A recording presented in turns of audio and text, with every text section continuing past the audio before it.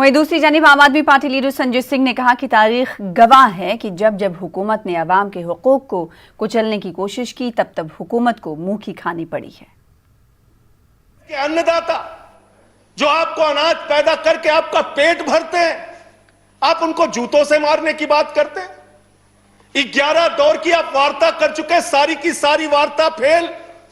आप कहते हैं मैं एक फोन कॉल की दूरी पर हूं।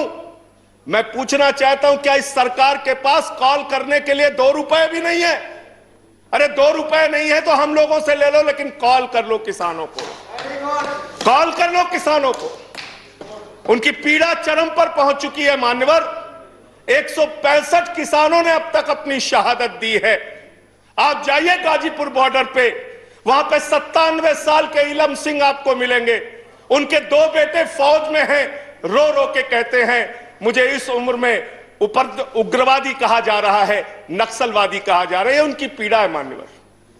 आप जाइए टीकरी बॉर्डर पे, आप जाइए सिंगू बॉर्डर पे, पीड़ा के साथ वो लोग कहते हैं शहीद आजम भगत सिंह के वंशजों को, शहीद लाला लाजपत राय के वंशजों को, जलियांवाला बाग कांड में शहादत देने वालों के वंशजों को आप खालिस्तानी कह रहे हैं, आतंकवादी कह रहे हैं, उनको अपमानित करने का काम कर रहे हैं।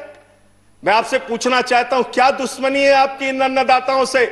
चलिए सब कुछ कर लिया आपने, अब तो कम से कम उनके ऊपर दया कीजिए और ये तीनों काला कानून वापस लेना ही पड़ेगा, आपको लेना चाहिए।